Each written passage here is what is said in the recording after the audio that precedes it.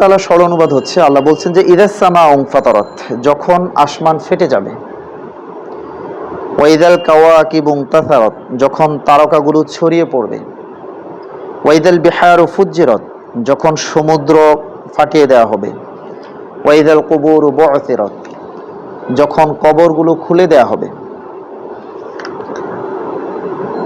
আলিমাত নাফসুম মা কদ্দামাত ওয়া আখারাত, তখন প্রত্যেক মানুষ আগে ও পরে যা কিছু করেছে তা জানতে পারবে। ইয়া আইয়ুহাল ইনসান মা গররাকা বিরব্বিকাল কারীম, হে মানুষ, কোন জিনিস তোমার ওই মহান মর্যাদাশীল রবের ব্যাপারে তোমাকে ধোঁকায় ফেলেছে। আল্লাযী খলাকাকা ফাসাওয়াকা ফাআদালাক, যিনি তোমাকে সৃষ্টি করেছেন, ভালোভাবে গঠন করেছেন এবং তোমাকে সুষম করেছেন। ফি আইয়ি সূরাতিম মা শাআ রাক্কাবাক, তিনি যে আকারে চেয়েছেন সেভাবেই তোমাকে গঠন করেছেন। কাল্লা বাল তুকাযযিবুনা বিদ্দীন ওয়া ইন্না আলাইকুম লাহাফিজিন, এরপর আল্লাহ বলছেন যে কখনো নয়, বরং তোমরা শাস্তি ও পুরস্কারকে মিথ্যা বলছো। ওয়া ইন্না আলাইকুম লাহাফিজিন কিরামান কাতিবিন, অথচ তোমাদের উপর পাহারাদার নিযুক্ত আছে এমন সব সম্মানিত লেখক। ইয়ালামুনা মা তাফআলুন, যা তোমাদের প্রত্যেকটি কাজ সম্পর্কে জানে। এটি হচ্ছে আমাদের আজকে আলোচ্য অংশটুকুর অনুবাদ, সরল অনুবাদ। আপনারা জানেন যে দার্স, আমরা যখন দার্স নিয়ে, কোরআন নিয়ে কথা বলি, দার্স দিয়ে থাকি বা দার্স পেশ করে থাকি, সেখানে যে কয়টি বিষয় মৌলিক আমরা আলোচনা করে দিই, তার মধ্যে একটি হচ্ছে নামকরণ। কোরআন শরীফে 114টি সূরা আছে। কতটি সূরা আছে? 114টি সূরা আছে, এবং এই 114টি সূরা, প্রত্যেকটি সূরার একটা নাম আছে। আল্লাহ সুবহানাহু ওয়া তাআলা প্রত্যেকটি সূরারই আলাদা নামকরণ করেছেন, নাম দিয়েছেন। তো এই নামকরণের পিছনে একটা প্রেক্ষাপট থাকে যে কেন আল্লাহ সুবহানাহু ওয়া তাআলা এই সূরার এই নামকরণ করলেন। এটি মুফাসসিরিন কেরামের মধ্যে নামকরণের মধ্যে মতপার্থক্য আছে, ভিন্নতা আছে, কিন্তু বেসিক বিষয় সকল মুফাসসিরিন কেরামের বা নামকরণের পিছনে যে আলোচনাগুলো আমরা পাই, সেখানে আমরা দুটি বিষয় পাই। একটা হচ্ছে তাসমিয়াতুল কুল বিসমিল জুস, এটা একটা মূলনীতি। আর একটা হচ্ছে কোরআন শরীফে যে সূরাটিকে যে নামে নামকরণ করা হয়েছে, ওই সূরার মধ্যে ওই শব্দটি উল্লেখ থাকা। ঠিক একইভাবে এই সূরার প্রথম আয়াত ইদাস সামাউ ফাতারাত, এই ইনফাতারাত থেকে এই সূরাটির কি করা হয়েছে, এই শব্দ দিয়ে, প্রথম আয়াতের ইনফাতারাত শব্দ দিয়ে এই সূরাটির নামকরণ করা হয়েছে। নাজিলের সময়কাল হচ্ছে এই সূরার ও সূরা তাকবীরের বিষয়বস্তুর মধ্যে গভীর মিল দেখা যায়। সূরা তাকবীরের আরেকটা নাম হচ্ছে আপনার সূরা শাক্কাত, ইদাস সামাউ শাক্কাত। তো ইদাস সামাউ শাক্কাতের পরবর্তী সূরা হচ্ছে ইদাস সামাউ ফাতারাত। এই যে দুটি সূরা পরপর, তো এই দুটা সূরার মধ্যে বিষয়বস্তুর মধ্যে গভীর একটা মিল দেখা যায়। এ থেকে বোঝা যায় যে এই সূরা দুটি প্রায় একই সময়ে নাজিল হয়েছে। অর্থাৎ সূরা তাকবীর যখন নাজিল হয়েছে, ঠিক তার কাছাকাছি সময়ে সূরা ইনফিতর নাজিল হয়েছে। অর্থাৎ মক্কা মুআজ্জামায় প্রথম যুগে নাজিল হওয়া সূরাগুলোর অন্তর্ভুক্ত হচ্ছে এই সূরাটি। প্রিয় ভাইরা, এই সূরার বিষয়বস্তু এবং মূল বক্তব্যটা কি, আমরা একটু এদিকে সবাই মনোযোগী হই। কোরআন শরীফের একটি অন্যতম বৈশিষ্ট্য হচ্ছে যে ওয়াইদা কুরিয়াল কোরআন ফাসতামিউ লাহু ওয়া আনসিতু লাআল্লাকুম তুরহামুন। ওয়াইদা কুরিয়াল কোরআন, যখন তোমাদের সামনে কোরআন তেলাওয়াত করা হয়, কোরআনের আলোচনা করা হয়, কোরআন পাঠ করা হয়, ফাসতামিউ লাহু ওয়া আনসিতু, তোমরা মনোযোগ সহকারে পারস্পরিক কোনো কথা না বলে কোরআনের শ্রবণ করো। যদি করো তাহলে তোমাদের জন্য কি পুরস্কার, লাআল্লাকুম তুরহামুন। আল্লাহ বলছেন আশা করা যায় তোমাদের উপর রহমত নাযিল হবে। সো আমরা আজকে এখানে যে এসেছি বা বসেছি, আমরা কোরআনের আলোচনা শোনার জন্য এসেছি, কোরআন থেকে আমরা সবক গ্রহণ করতে এসেছি, এবং সেই আলোকে আমরা আমাদের জীবনকে গঠন করার প্রয়াস চালানোর জন্য আমরা এখানে এসেছি। সো আমরা যেটুকু সময় আমরা এখানে বসবো, সেটুকু সময় আমরা মনোযোগ সহকারে কোরআনের আলোচনা শোনার আমরা চেষ্টা করব। তো আল্লাহ সুবহানাহু ওয়া তাআলা এই সূরার যে 19টা আয়াত আমি বলেছি, যে 19টা আয়াতে মূলত 3টি বিষয়কে এখানে আলোচনা করেছেন। সবচেয়ে গুরুত্বপূর্ণ বিষয় যেটি, যে আল্লাহ সুবহানাহু ওয়া তাআলা কিয়ামতের দিবসের মূল চিত্রটি এখানে তুলে ধরেছেন, যে কিয়ামত দিবস আমরা শুনেছি, বারবার শুনেছি, শতবার শুনেছি, হাজারবার শুনেছি, এবং আমরা যতদিন জীবিত থাকবো ততদিন আমরা কিয়ামতের বিষয় শুনবো, কিয়ামত হবে, এটি বিশ্বাস হয়তো আমাদের। কিন্তু এটি কেমন হবে এটি চিত্রায়ন করেছেন আল্লাহ সুবহানাহু ওয়া তাআলা এই সূরার মাধ্যমে। অর্থাৎ এই সূরা, যে ব্যক্তি এই সূরা পড়বে, আল্লাহ রাসূল সাল্লাল্লাহু আলাইহি ওয়াসাল্লামের হাদিস আমরা সামনেই শুনবো। সে হাদিস আল্লাহ সুবহানাহু ওয়া তাআলা বলছেন যে কোনো ব্যক্তি যদি কিয়ামতের দৃশ্য তার স্বচক্ষে দেখতে চায় তাহলে সে যেন 3টি সূরা পড়ে। 3টি সূরার মধ্যে একটি সূরা হচ্ছে সূরা ইনফিতর। তো এর প্রথমাংশে কিয়ামতের দিবসের পুনর্জীবন লাভ, মধ্যাংশে গাফিলদের প্রতি কঠোর হুঁশিয়ারি সম্পর্কে আলোচনা করা হয়েছে, এবং সর্বশেষ এই সূরার শেষ দিকের অংশগুলোতে আলোচনা করা হয়েছে পাপ পুণ্যের প্রতিফলন সম্পর্কে আলোচনা করা হয়েছে। মুসনাদ আহমদ, তিরমিজি, ইবনুল মুনজার, তাবারানি, হাকিম এবং ইবনুল মারদুবাই হযরত আব্দুল্লাহ ইবনে ওমর রাদিয়াল্লাহু তাআলা আনহু থেকে বর্ণিত যে হাদিসটি বর্ণনা এসেছে, যে কিতাবগুলো কথা বললাম এই কিতাবগুলোতে হাদিসটি এসেছে। عن ابن عمر رضي الله تعالى عنه قال قال رسول الله صلى الله عليه وسلم من سره أن ينظر إلى يوم القيامة كأنه رأي عين فليقرأ إذا الشمس كفرت وإذا السماء انفطرت وإذا السماء انشقت সুনান তিরমিজি। তো হযরত ইবনে ওমর রাদিয়াল্লাহু তাআলা আনহু থেকে বর্ণিত, তিনি বলছেন যে রাসূল করিম সাল্লাল্লাহু আলাইহি ওয়াসাল্লাম বলছেন যে মান সাররাহু আন ইয়ানজিরা ইলা ইয়াউমিল কিয়ামা কাআন্নাহু রা'য়ু আইন, কোন ব্যক্তি যদি কিয়ামতের দৃশ্যকে স্বচক্ষে দেখতে চায়, এটা কি দুনিয়াতে সম্ভব? বলেন সম্ভব এটি? কিন্তু কেউ যদি কিয়ামতের দৃশ্যকে স্বচক্ষে দেখতে চায় তাহলে আল্লাহ রাসূল সাল্লাল্লাহু আলাইহি ওয়াসাল্লাম বলছেন যেন ফালিয়াকরা, সেজন্য পরে ইদাশ শামসু কুফিরাত, ইদাস সামাউ ফাতারাত, ইদাস সামাউ শাক্কাত। এই তিনটি সূরা 30তম পারার মধ্যে আছে, কোরআন শরীফের সর্বশেষ পারা 30তম পারার মধ্যে এবং ধারাবাহিকভাবে আছে। তাহলে এই 3টি সূরা আমরা যখন অধ্যয়ন করব, আমরা উপলব্ধি করতে পারবো যে কিয়ামতের দৃশ্যটি আসলে কেমন হবে। আল্লাহু আকবার। তো এই দেখার মধ্য দিয়ে মূলত কিয়ামতের প্রতি আমাদের যে ভয় তৈরি হওয়া, আমাদের নিজেদেরকে পূর্ব থেকে কিয়ামত দিবসের জন্য প্রস্তুত করা, এটির জন্য মূলত আমাদের কোরআন থেকে শিক্ষা গ্রহণ করা। প্রিয় ভাইয়েরা, আমরা সরাসরি আমাদের আজকে তাফসীরের ব্যাখ্যায় যেতে চাই। আল্লাহ সুবহানাহু ওয়া তাআলা সূরা ইনফিতরের প্রথম আয়াতে বলছেন, আপনাদের যাতে নোট করার সুযোগ আছে মোবাইলে, কাগজে, শুধু আয়াতগুলো, রেফারেন্সগুলো নোট করে নেবেন। আমি নোট আয়াতগুলো রেফারেন্স বলে দিব আপনাদেরকে, তাহলে এটি সহজ হবে কি আপনার বাড়িতে গিয়ে যখন এই বিষয়ে অধ্যয়ন করবেন, জাস্ট এই আয়াতগুলো ধরে ধরে আপনারা কোরআন থেকে, তাফসীর থেকে পড়লে কিয়ামতের একটা বিশাল ইলম আপনার মধ্যে আসবে এবং আপনার নোট আপনার সামনে চলে আসবে। আল্লাহ সুবহানাহু ওয়া তাআলা বলছেন যে ইদাস সামাউ ফাতারাত, যখন আকাশ ফেটে যাবে। আমাদের উপরে যে সবচেয়ে নিকটতম যে আকাশ আমরা দেখতে পাচ্ছি, কত নিখুঁতভাবে সাজানো, তাই না?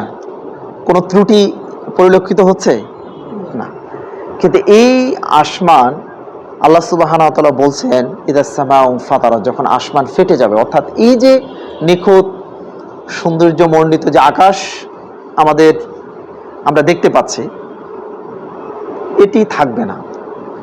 তো আমাদের মাথার উপরের এই যে বিশাল আকাশ ফেটে যাবে, সামান্য যদি আমি যে ঘরে বসবাস করি, আমার ছাদটা যদি ফাটল ধরে ভূমিকম্পের কারণে, আমার মধ্যে ভয় তৈরি হবে কি হবে না? একটু ফিল করেন, অনুভব করার চেষ্টা করেন। আপনি যে ঘরে বসবাস করেন, আজকে মনে করেন যে আপনি আপনার বাসায় আছেন, রাতে ভূমিকম্প হলো, আপনি ঘুম থেকে উঠে দেখলেন যে আপনার হয় দেয়ালে অথবা উপরের ছাদের মধ্যে ফাটল ধরেছে, আপনি কি স্বাভাবিক থাকবেন? একটু চিন্তা করে। আল্লাহ সুবহানাহু ওয়া তাআলার উদাহরণগুলো আল্লাহ সুবহানাহু ওয়া তাআলা এভাবেই দিচ্ছেন যাতে মানুষ বুঝতে পারে। কোরআনের একটি মুজিজা হচ্ছে, কোরআনের একটি বৈশিষ্ট্য হচ্ছে, কোরআন আল্লাহ সুবহানাহু ওয়া তাআলা মানুষের জন্য ফাটানোর পিছনে একটা কারণ হচ্ছে, আল্লাহ বলছেন যে আফালা তাআকিলুন, যাদের বোধ শক্তি আছে তাদের জন্য কোরআন। বোধ শক্তিহীন, যাদের কোনো অনুভূতি নেই, তাদের জন্য কোরআন না। কোরআন হচ্ছে অনুভূতি সম্পন্ন মানুষের জন্য। কোরআনে বারবার আল্লাহ এই শব্দটি বিভিন্ন জায়গায় বলেছেন, আফালা তাআকিলুন, আফালা ইয়াকিলুন। যাদের আকল আছে, যাদের বুদ্ধি আছে, যারা চিন্তা করে, তাদের জন্য হচ্ছে কোরআন। তাহলে এই যে বিশাল আকাশ, আকাশে যদি ফাটল ধরে আর এই দৃশ্যটি যদি আমরা দেখি আমাদের কাছে কেমন?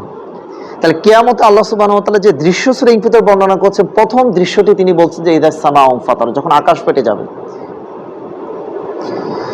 তো আকাশ বিদীর্ণ হওয়া, ফেটে যাওয়া, চূর্ণ বিশীর্ণ হওয়া, এটা কিয়ামতের একটি নিদর্শনগুলোর মধ্যে একটি বড় নিদর্শন, একটি বিশেষ নিদর্শন। এর দ্বারা উদ্দেশ্য হচ্ছে যে মানে আল্লাহ সুবহানাহু ওয়া তাআলা যে কত কঠিনভাবে, কত বিভীষিকাময় একটি কিয়ামত আল্লাহ সুবহানাহু ওয়া তাআলা সংগঠিত করবেন। তো মুফাসসিরিন ইকরাম বলেছেন যে আকাশ ফেটে যাওয়ার অর্থ হচ্ছে যে ইনফাতারাত লিনুজুলিল মালাইকা, যে আকাশ হতে ফেরেশতা অবতরণ করার কারণে আকাশ ফেটে যাবে। ইনফাতারাত লিনুজুলিল মালাইকা। আবার কেউ কেউ বলছেন যে ইনফাতারাত লিহাইবাতুল্লাহ, আল্লাহর ভয়ে আসমান ফেটে যাবে। কার ভয়ে ফেটে যাবে? আল্লাহর ভয়ে ফেটে যাবে। ফাথুল কাদির এবং তাফসিরে কুরতুবিতে এই ব্যাখ্যাটি এসেছে। সূরা তুরের 9 নম্বর আয়াতে, সূরা ইনফিতরের তাফসির, এই আয়াতের তাফসির আবার সূরা তুরের 9 নম্বর আয়াতে আল্লাহ সুবহানাহু ওয়া তাআলা বলছেন যে ইয়াউমা তামুরুস সামাউ মাওরা, যে কিয়ামতের দিন আকাশমণ্ডল মারাত্মকভাবে থরথর করে কাঁপতে থাকবে। ভূমিকম্প যখন তৈরি হয় সর্বোচ্চ কত সেকেন্ড হয়? 2-3 সেকেন্ড, আর 5-6 সেকেন্ড হলে তো বিশাল অবস্থা। এই 2-3 সেকেন্ডের ভূমিকম্পে আপনি দ্বিতীয় তলায়, তৃতীয় তলায়, চতুর্থ তলায়, পঞ্চম তলায়, আপনি যেখানে থাকেন না কেন, এই 2-3 সেকেন্ডের কম্পনে আমার আপনার হৃদয় কলিজার জায়গায় থাকে না, আমার জিহ্বার পানি থাকে না, আমি আর স্বাভাবিক অবস্থায় থাকি না। কিন্তু যখন আল্লাহ সুবহানাহু ওয়া তাআলার ভয়ে আকাশমণ্ডল মারাত্মকভাবে কাঁপতে থাকবে, সামান্য এই যে রিসেন্টলি ঈদ পরবর্তী মনে হয় দ্বিতীয় বা তৃতীয় দিনের মাথায় মাগরিবের পরপরে যে বৃষ্টি এবং বিজলি অ্যাট এ টাইম শুরু হয়েছিল, আমি জানি না চিটাং হয়েছে কিনা, আমি সন্দীপ ছিলাম, যে একটানা প্রায় 30 মিনিট হয়েছে বৃষ্টির সাথে যে বিজলি। সামান্য আপনি যখন রাস্তায় হাঁটেন যে প্রচণ্ড বৃষ্টি গতিবেগ এবং একই সাথে আকাশে প্রচণ্ড আকারে শব্দ হচ্ছে, বিজলি হচ্ছে, আপনি একা রাস্তায় আর কেউ নাই, আপনি খুব সাহসী মানুষ নাকি, খুব স্বাভাবিক রাস্তায় হাঁটতে পারবেন। এই যে আকাশের সামান্য বিজলি, এবং এই বিজলিতে মানুষ মারা যাচ্ছে, তাই না? সামান্য একটা আগুন পড়লে সাথে সাথে মারা যাচ্ছে। তো আল্লাহ বলছেন কিয়ামতের দিন, সূরা নূরে ইয়াউমা তামুরুস সামাউ মাওরা, যে কিয়ামতের দিন আকাশমণ্ডল মারাত্মকভাবে থরথর করে কাঁপতে থাকবে। তাহলে এই দৃশ্য মানুষ দেখার পরে মানুষকে স্বাভাবিক থাকতে পারবে? আর মানুষ স্বাভাবিক থাকতে পারবে না। সূরা রহমানের 37 নম্বর আয়াত আল্লাহ সুবহানাহু ওয়া তাআলা বলছেন ফাইদান শাক্কাতিস সামাউ ফাকানাত ওয়ারদাতান কাদ্দিহান, আল্লাহ বলছেন তারপর যখন আসমান ফেটে যাবে এবং লাল চামড়ার মতো রং ধারণ করবে। এখন আসমানটা আমরা দেখি স্বাভাবিকভাবে এটি সাদা দেখা যায় বেশিরভাগ সময়, কখনো আকাশী নীল বর্ণ ধারণ করে, কখনো মেঘের কারণে কালো ধারণ করে। কিন্তু সূরা রহমানের 37 নম্বর আয়াতে আল্লাহ বলছেন যে আসমান যখন ফেটে যাবে তখন এটি লাল চামড়ার মতো ধারণ করবে। এটা আগুনে কোনো জিনিস পুড়ে গেলে যেরকম লাল হয়ে যায় এরকম লাল ধারণ করবে, অর্থাৎ এটা স্বাভাবিক অবস্থায় থাকবে না, এটি একটা অস্বাভাবিক অবস্থায় ধারণ করবে, যেটি একটি ভীতি মানুষের মধ্যে তৈরি করবে। এরপর আল্লাহ সুবহানাহু ওয়া তাআলা সূরা মাআরিজের 8 নম্বর আয়াতের মধ্যে বলেছেন ইয়াউমা তাকুনুস সামাউ কাল মুহল, সেদিন আসমান গলিত রূপার মতো হয়ে যাবে। ওই যে স্বর্ণকার যেরকম স্বর্ণকে রূপাকে আগুনে দিয়ে গলে ফেলে না, চাক জিনিসটাকে যখন আগুনে দেয় এটি কি হয়ে যায়? পানির মতো গলে যায়। এই যে বিশাল আকাশ, এটাই আল্লাহ উদাহরণ দিচ্ছেন যে রূপার মতো এটি গলে যাবে, এটি কোনো অস্তিত্ব থাকবে না। এরপর আল্লাহ সুবহানাহু ওয়া তাআলা সূরা আম্বিয়ার 104 নম্বর আয়াতে বলছেন যে ইয়াউমা নাতউইস সামাআ কাতাইয়িস সিজিল লিল কুতুবি কামা বাদানা আউয়ালা খালকিন নুঈদুহু ওয়াদান আলাইনা ইন্না কুন্না ফাইলিন। আল্লাহ বলছেন সেদিন আমি আকাশকে গুটিয়ে নেব। আকাশকে কি নেওয়া হবে? গুটিয়ে দেব। এখন তো আকাশকে আল্লাহ আমাদের মাথার উপরে সামিয়ারার মতো ছড়িয়ে দিয়েছেন, জমিনকে বিছিয়ে দিয়েছেন, কিন্তু আল্লাহ বলছেন যে এই বিস্তীর্ণ আকাশকে আমি গুটিয়ে নিব। আল্লাহ উদাহরণ দিয়েছেন যে কেমন গুটিয়ে নিব। আল্লাহ বলছেন যে ইয়াউমা নাতউইস সামাআ কাতাইয়িস সিজিল লিল কুতুব, আমি আকাশকে গুটিয়ে নিব যেমন গুটানো হয় লিখিত কাগজপত্র। আপনি যখন কাগজে কোনো কিছু লিখি এবং এটি যখন আমার আর প্রয়োজন হয় না, সাপোজ একটা অ্যাপ্লিকেশন, একটা সিটি অথবা ইত্যাদি যে কোনো জিনিস আমি লেখার পরে এই কাগজটি যখন আমি আমার ফ্যাট থেকে ডায়েরি থেকে ছিঁড়ে ফেলি, আমি ডাস্টবিনে ফেলার সময় এটাকে কি করি, গুটিয়ে ফেলি না একবারে? তাহলে এটা প্রশস্ত একটা A4 সাইজের পেপার, এটিকে আমি হাতে গুটিয়ে ফেলে কি করি, একবারে ছোট করে এটাকে ডাস্টবিনে ছুঁড়ে ফেলে দিই। আল্লাহ উদাহরণটা কিভাবে টেনেছেন দেখেন, মানে আল্লাহ কত শক্তিমান। এই বিশাল বিস্তীর্ণ আকাশকে আল্লাহ, আমি আপনি যেভাবে কাগজকে গুটিয়ে ফেলি, আল্লাহ সুবহানাহু ওয়া তাআলা কিয়ামতের যখন ঘটাবেন তখন আসমানকে আল্লাহ সুবহানাহু ওয়া তাআলা এভাবে গুটিয়ে ফেলবেন। তাহলে আল্লাহর শক্তি, আল্লাহর ক্ষমতা কত বড়। যারা বলে যে কিয়ামত বলতে কিছু নাই, এটি সম্ভব না, তো তারা কি এই কোরআনের আয়াতগুলো তারা অধ্যয়ন করে না? তাদের সামনে কি কোরআনের এই আয়াতগুলো চোখে পড়ে না? আর পড়লেও খতামাল্লাহু আলা কুলুবিহিম ওয়া আলা সামঈহিম ওয়া আলা আবসারিহিম গিশাওয়া, যে কিছু মানুষ তো এমন আছে যাদের সামনে কোরআন থাকবে, কোরআনের আলোচনা হবে, তারা নিজেরা কোরআন পড়বে, বাট তাদের অন্তরে, তাদের চোখে, তাদের কানে আল্লাহ মোহর মেরে দিয়েছেন। তারা কোরআনের আলোচনা শুনবে, তাদের কোনো বোধ শক্তি তৈরি হবে না। তারা কোরআন দেখবে, কিন্তু এই দেখার মধ্য দিয়ে তাদের মধ্যে কোরআন থেকে তারা কোনো হেদায়েত পাবে না, এই উপলব্ধি তাদের মধ্যে হবে না।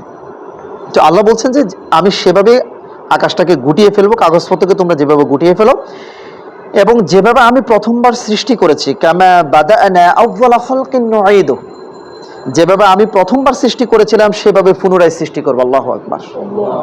এই যে যারা বলে যে আল্লাহ সুবহানাহু ওয়া তাআলা পুনরায় কি আবার আমাদেরকে কবর থেকে উঠিয়ে করে হিসাব নিকাশ করবেন, এগুলো হাস্যরস। যারা কোরআনকে বিশ্বাস করে না, পরকাল যারা বিশ্বাস করে না, তারা বলে না।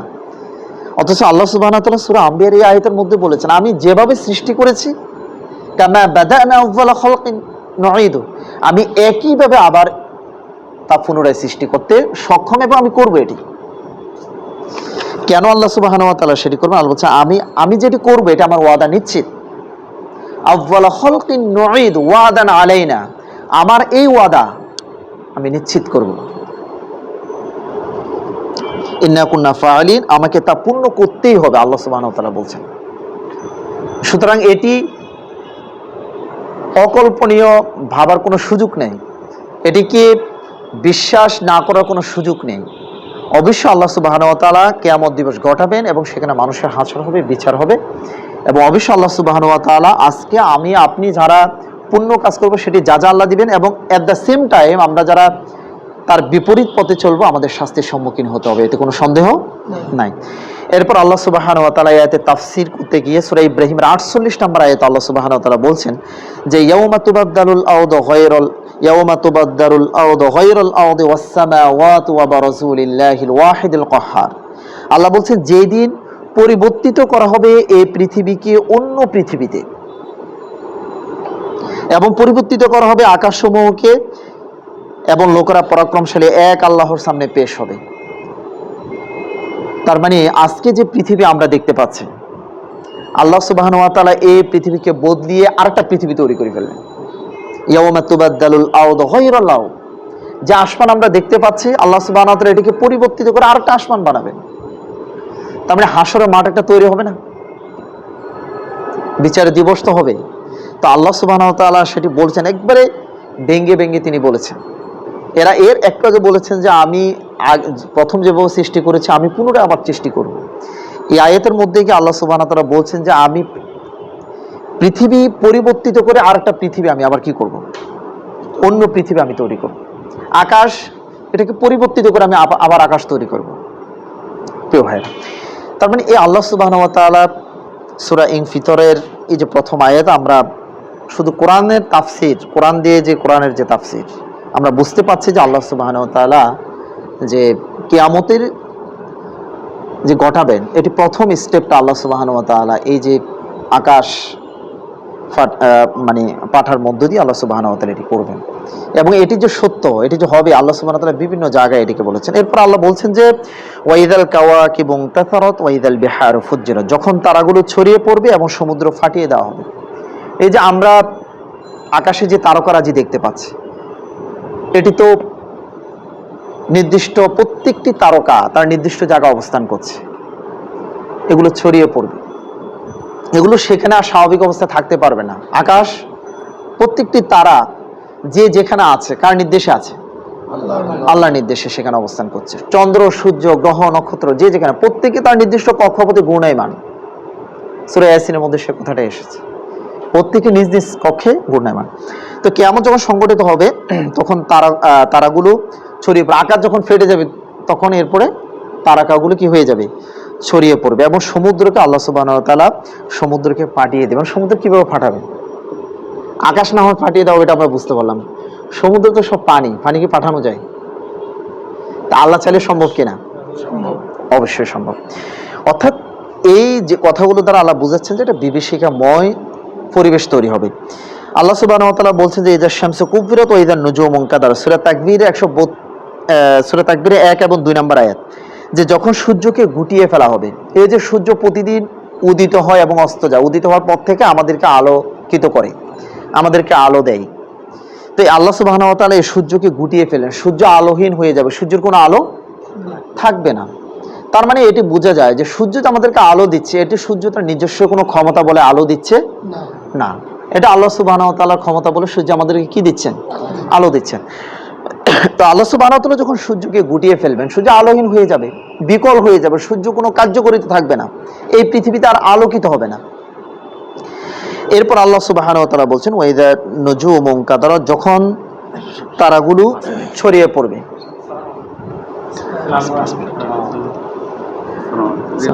ভালো আছে। যে এরপরে আল্লাহ সুবহানাহু ওয়া তাআলা অন্যত্র বলছেন যে ফাইদা নুজুমু তুমিসা, সূরা মুরসালাতের 8 নম্বর আয়াত, যখন তারাগুলো আলোহীন হয়ে যাবে। তারার আলো আছে না? আলো দেখতে পান তো? তাহলে আলো প্রত্যেকটা সৃষ্টির গুরুত্বপূর্ণ সূর্য, চন্দ্র, গ্রহ, নক্ষত্র সবকিছু এভাবে ধাপে ধাপে আল্লাহ কোরআনে আলোচনা করেছেন কিয়ামতের দৃশ্য বর্ণনা করতে গিয়ে, যে তারকাগুলো তার আলো হারিয়ে ফেলবে।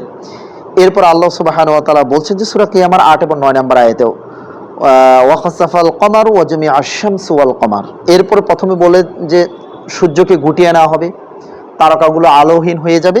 এরপর আল্লাহ বলছেন চাঁদ আলোহীন হয়ে পড়বে এবং চাঁদ ও সূর্যকে মিলিয়ে একাকার করে দেওয়া হবে। এখন তো চাঁদ আর সূর্য প্রত্যেকে তার নিজস্ব কক্ষপথে ঘূর্ণায়মান, তখন আর প্রত্যেকে তার নিজস্ব কক্ষপথে, সব কিছুকে আল্লাহ সুবহানাহু ওয়া তাআলা কি করবেন? একাকার করে ফেলবেন, ধ্বংস করে ফেলবেন, বিকল করে ফেলবেন, এগুলো কোনো কার্যকারিতা থাকবে না। তখন আর দিন আর রাতের কোনো, আল্লাহ সবকিছু একাকার করে ফেলবেন। এরপর আল্লাহ সুবহানাহু সূরা তাকবীরের 6 নম্বর আয়াতে বলছেন যে ওয়াইদাল বিহারু সুজ্জিরাত, যখন সমুদ্রগুলোকে আগুন লাগিয়ে দেওয়া হবে। সমুদ্র এখন তো আগুন লাগলে আমরা কি দিয়ে নিভাই? পানি দিয়ে নিভাই, ফায়ার সার্ভিসের পানি দিয়ে আগুন করা হয়। তো আল্লাহ সুবহানাহু বলছেন সমুদ্রে আল্লাহ সুবহানাহু তাআলা আগুন কি করে দিবেন? আগুন লাগিয়ে দিবেন। তো একটা কথা আছে না যে পুরো অঙ্গে ব্যথা ওষুধ দিবে কথা, পানি নিজেই যদি আগুন হয়ে যায় তো আগুন, পানিকে আগুন আর কি দিয়ে নিভাবেন আপনি? তাহলে কত বিভীষিকাময় পরিবেশ সৃষ্টি হবে। এরপর আমার সর্বশেষ আয়াত হচ্ছে ওয়াইদাল কুবুর বু'থিরাত আলিমাত নাফসুম মা কদ্দামাত ওয়া আখরাত, যখন কবরগুলো খুলে দেওয়া হবে তখন প্রত্যেক মানুষ আগে ও পরে কি পাঠিয়েছে তা সে জানতে পারবে। প্রিয় ভাইরা, অধিকাংশ ওলামাদের মতে কবর সমূহকে উল্টিয়ে দেওয়া হবে। কবর যে এখন যে অবস্থায় আছে এটিকে উল্টিয়ে দিয়ে কবরবাসীকে জীবন্ত বের করে দেওয়া, তার মানে হচ্ছে আরেকটা ভয়ানক পরিবেশ তৈরি হবে। অর্থাৎ জমিনকে আল্লাহ সুবহানাহু ওয়া তাআলা কি করে দিবেন? উল্টিয়ে দিবেন। এখন তো আমরা মানুষকে দাপন করি, কিন্তু এটাকে যখন উল্টিয়ে দেওয়া হবে তখন তার জমিন উল্টে দেওয়ার পরে নিচের জিনিসগুলো কি চলে আসবে উপরে, আর আমরা যারা উপরে আছি, ও অবস্থা যারা উপরে আছে তাদের কি হবে? তারা ধ্বংস হয়ে যাবে। ওয়াইদাল কুবুরু বলছেন যে অধিকাংশ ওলামাদের মতে কবর উল্টিয়ে দেওয়া হবে। একদল ওলামাদের মতে ভূগর্ভস্থ সোনা রূপা সব প্রলয়ের পূর্বে বাহির করা হবে। অর্থাৎ যে কিয়ামতের যে দৃশ্য তৈরি হবে, হাসর ময়দান, সব কিছু ভূগর্ভে যা কিছু আছে সব কিছু আল্লাহ সুবহানাহু ওয়া তাআলা এই যে প্রলয়ন, এক ভয়ঙ্কর যে পরিবেশ তৈরি হবে, সব কিছু জমিন থেকে কি হয়ে যাবে? ফেটে বের হয়ে যাবে। এটা ফাতুল কাদির ইমাম কুরতুবী তিনি বলেছেন। এরপরে হচ্ছে মা কদ্দামাত ওয়া আখারাত, এর 3টি অর্থ গ্রহণ করা যেতে পারে। তাফসিরে যতগুলো কথা এসেছে 3টি অর্থ গ্রহণ করা যেতে পারে। এক নাম্বার হচ্ছে যে ভালো মন্দ কাজ করে মানুষ আগে পাঠিয়ে দিয়েছে তাকে মা কদ্দামাত বলা হয়। মানুষ যা আগে পাঠিয়ে দিয়েছে, অর্থাৎ আপনি পৃথিবীতে থাকা অবস্থায় আপনি যা ভালো কাজ করেছেন এটা মা কদ্দামাত বলে, যেগুলো করতে সে বিরত থেকেছে তাকে মা আখারাত বলা হয়। দ্বিতীয় নম্বর ব্যাখ্যা হচ্ছে যা কিছু প্রথমে করেছে তা মা কদ্দামাত, এবং যা কিছু পরে করেছে তা মা আখিরাতের অন্তর্ভুক্ত। 3 নম্বর হচ্ছে যেসব ভালো মন্দ কাজ মানুষ তার জীবনে করেছে সেগুলোকে মা কদ্দামাতের অন্তর্ভুক্ত বলা হচ্ছে, এবং এ মানুষের মাঝে এসব কাজের যে প্রভাব এবং ফলাফল সে নিজের পিছনে রেখে এসেছে সেগুলো মা আখিরাতের অন্তর্ভুক্ত। অর্থাৎ আপনি পৃথিবীতে জীবিত থাকা অবস্থায় যত ভালো কাজ করেছেন, আমলে সলই করেছেন, দান সদকা, আপনার ইলম দিয়ে মানুষকে কোরআনের জ্ঞান, হাদিস চড়িয়ে দেয়, আপনার জ্ঞানের যে খেদমত আপনি করেছেন, ইলমের যে খেদমত করেছেন, এগুলো আপনি পৃথিবীতে অবস্থায় এগুলো যেগুলো পাঠিয়েছে মা কদ্দামাত। কিন্তু আপনি পড়ে যাওয়ার পরে আপনার রেখে যাওয়া আপনার জ্ঞান, আপনার সৎকর্ম, এগুলা পরবর্তীতে যেগুলো হবে আপনার দ্বারা সমাজের মানুষের যে উপকার হবে, সেগুলো পরবর্তীতে আপনার আমলনামায় যেগুলো যুক্ত হবে সেগুলোকে মা আখিরাত বলা হয়েছে। প্রিয় ভাইয়েরা, এই যে আমরা কিয়ামতের দৃশ্য সম্পর্কে আলোচনা করলাম, আমি 2 মিনিট সময় নিচ্ছি। এখন এই কিয়ামতটা কখন হবে আসলে, এটি হচ্ছে সবচেয়ে গুরুত্বপূর্ণ কোশ্চেন। আল্লাহ রাসূলের সময় সাহাবায়ে কেরামদের কাছে এটি গুরুত্বপূর্ণ কোশ্চেন ছিল, এবং আল্লাহ সুবহানাহু ওয়া তাআলা মানব জাতি থেকে যে কিছু বিষয় গায়েব করে রেখেছেন তার মধ্যে একটি হচ্ছে যে কি কিয়ামত কখন হবে এটা আল্লাহ সুবহানাহু ওয়া তাআলা গায়েব রেখে দিয়েছেন, এটি জানাননি। তো আল্লাহ এ সম্পর্কে বলেছেন যে ইয়াসআলুনাকা আনিস সাআতি আইয়ানা মুরসাহা কুল ইন্নামা ইলমুহা ইনদা রাব্বি, সূরা আরাফের 187 নম্বর আয়াত।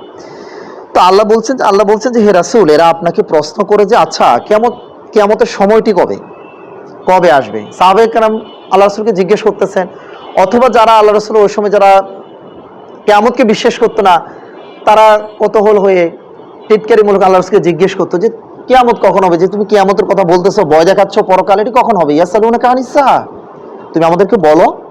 তো আল্লাহ বলছেন যে আল্লাহ রাসূলের মাধ্যমে আল্লাহ জবাব দিচ্ছেন যে কুল ইন্নামা ইলমুহা ইনদা রাব্বি, হে রাসূল আপনি তাদেরকে জানিয়ে দিন যে কিয়ামত কখন হবে এই ইলম, এই জ্ঞান একমাত্র আমি আমার রবের কাছে আমি রেখে দিয়েছি, এটি কারো কাছে জানা নেই। এটি যদি জানা থাকতো পৃথিবী কি চলতো? আপনার মৃত্যু কখন হবে এটি যদি আপনাকে আজকে জানিয়ে দেওয়া হতো, আজকের পর থেকে আপনি কি আর আপনি থাকতে পারবেন? আপনার পরিবার থাকবে, আপনার চাকরি বাকরি, সমাজ, কোনো কিছু থাকবে? আপনি তো আপনার জায়গায়ও থাকবেন না। এটিও আল্লাহর একটা সৃষ্টি নৈপুণ্যের একটা অন্যতম বৈশিষ্ট্য, আল্লাহ সুবহানাহু ওয়া তাআলা জানাননি। এরপরে সূরা হজের 7 নম্বর আয়াতে আল্লাহ বলছে যে ওয়া আন্নাস সাআতা আতিয়াতুল লা রাইবা ফিহা ওয়া আন্নাল্লাহা ইয়াবআসু মান ফিল কুবুর, আর এটা এই কথা প্রমাণ করে যে কিয়ামত অবশ্যই আসবে এবং এতে কোনো সন্দেহ নেই, আর তাদেরকে অবশ্যই উঠাবেন যারা কবরে আছে। এরপরে আপনার সূরা লোকমানের 34 নম্বর আয়াতে আল্লাহ সুবহানাহু ওয়া তাআলা বলছেন ইন্নাল্লাহা ইনদাহু ইলমুস সাআহ ওয়া ইউনাজ্জিলুল গায়স ওয়া ইয়ালামু মা ফিল আরহাম ওয়া মা তাদরি নাফসুম মাযা তাকসিবু গাদা ওয়া মা তাদরি নাফসুম বিআইয়ি আরদিন তামুত ইন্নাল্লাহা আলিমুন খাবীর। সূরা লোকমানের 34 নম্বর আয়াতে একটা আয়াতে আল্লাহ সুবহানাহু ওয়া তাআলা এতগুলো কথা বলেছেন, মানে তার শক্তিমত্তা, তার সিফাত, তার জাতের কথা বর্ণনা করেছেন। দেখেন, প্রথমে বলেছেন একই আয়াতের অংশ, প্রথম অংশ বলেছেন ইন্নাল্লাহা ইনদাহু ইলমুস সাআহ, কিয়ামতের ইলম একমাত্র আল্লাহর কাছে আছে। ওয়া ইউনাজ্জিলুল গায়স, তিনি বৃষ্টি নাজিল করেন। আল্লাহ সুবহানাহু ওয়া তাআলা যদি বৃষ্টি বন্ধ করে দেন, পৃথিবীতে কারো পক্ষে বৃষ্টি এখন হচ্ছে, মিডল ইস্টে কিছু দেখা যাচ্ছে ওরা বৈজ্ঞানিক প্রক্রিয়ায় আকাশে কি করে মেঘ তৈরি করে বৃষ্টি দিচ্ছে, যে কিছুদিন আগে যেটা ডুবাই হওয়ার পরে পুরা কি হয়ে গেছে, মানে তারা এটার জন্য প্রস্তুত ছিল না, তারা এভাবেই বৃষ্টি করতো, মেঘমালা তৈরি করে তারা বৃষ্টি নামাতো। আল্লাহ এমনভাবে বৃষ্টি দিয়েছেন যে এখন পুরা রাষ্ট্রটাই বিকল হয়ে গিয়েছে, মানুষের স্বাভাবিক জীবন সবকিছু বন্ধ হয়ে গেছে। তো এই কারণে বৃষ্টি আল্লাহ সুবহানাহু ওয়া তাআলা নাজিল করেন। এরপর আল্লাহ বলছেন ওয়া ইয়ালামু মা ফিল আরহাম, মায়ের পেটে কি তৈরি হচ্ছে কে জানেন? যে মা পেটে ধারণ করে সে মাও জানে না তার পেটে কি হচ্ছে, সে বাবাও জানে না, জানেন কে? ওয়া ইয়ালামু মা ফিল আরহাম, আল্লাহ জানেন। এরপর ওয়া মা তাদরি নাফসুম মাযা তাকসিবু গাদা, আগামীকাল যে কি কামাই করবে, আপনি আগামীকাল কি কামাই করবেন এটা আপনি জানেন, কিন্তু এরপর আপনি আপনার আগামীকালের কাজের জন্য, আমি আপনার চাকরির জন্য, আমি আমার দিনের কাজে আসছি না, আমি এটিকে প্রায়োরিটি দিচ্ছি, অথচ আমি জানি না যে কালকে আমি আমার অফিসে যেতে পারবো কিনা, আমি জানি না কালকে আমার এই চাকরি আমার রিজিকের উসিলা হবে কিনা, নাকি অন্য কোনো কিছু হবে। এরকম অদৃশ্য একটা বিষয়, অনির্দিষ্ট একটা বিষয়কে আমরা যেভাবে গুরুত্ব দিচ্ছি, কিন্তু নিশ্চিত একটি বিষয়কে আমরা সেভাবে গুরুত্ব দিচ্ছি না। প্রিয় ভাইয়েরা, তাহলে আমি আগামীকাল কি কামাই করবো এটি আমি জানি না, এটা আল্লাহ জানেন। তাহলে আমি যেটি আমার কিয়ামত নিশ্চিত, আমার পরকাল নিশ্চিত, সে বিষয়ের ব্যাপারে আমি আপনি কিভাবে গাফেল থাকি? এরপরে আল্লাহ সুবহানাহু একই আয়াতের মধ্যে বলছেন ওমা তাদরি নাফসুম